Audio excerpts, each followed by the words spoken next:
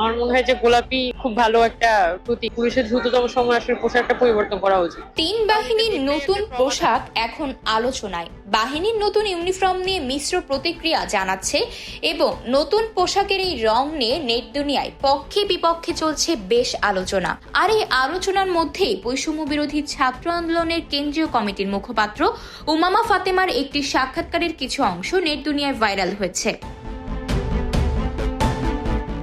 যেখানে পুলিশের পোশাক গোলাপি করার আহ্বান জানিয়েছেন জুলাই গণ অভ্যুত্থানের অন্যতম এই সমন্বয়ক। ভাইরাল হওয়া ওই ভিডিওতে এক প্রশ্নের জবাবে উমামা ফাতেমা বলেন, পুলিশের দ্রুততম সময়ে গোলাপি পোশাক দেওয়া উচিত। আমাদের মনে হয় গোলাপি ভালো একটি প্রতীক পোশাক হিসেবে। গোলাপি একটি আই সুদিং কালার, তবে পুলিশের সব ইউনিটের জন্য গোলাপি পোশাক দরকার নেই ইঙ্গিত করে তিনি বলেন, যারা মানুষকে অ্যারেস্ট করে তাদের আবার গোলাপি দেওয়ার মানে হয় না, যারা ট্রাফিক কন্ট্রোল করে তাদের ক্ষেত্রে হয়তো গোলাপি পোশাক দেওয়া যায়। উমামা ফাতেমার ওই ভিডিওতে সম্প্রতি ভাইরাল হলেও সাক্ষাৎকারটি উমামা ফাতেমা পুলিশের পোশাকের রং পরিবর্তনের আনুষ্ঠানিক ঘোষণা আসার আগে নাকি পরে দিয়েছেন সেটি নিশ্চিত হওয়া যায়নি। বাংলাদেশ পুলিশ, র্যাব ও আনসার বাহিনীর পোশাক পরিবর্তনের সিদ্ধান্ত নিয়েছেন অন্তর্বর্তী সরকার।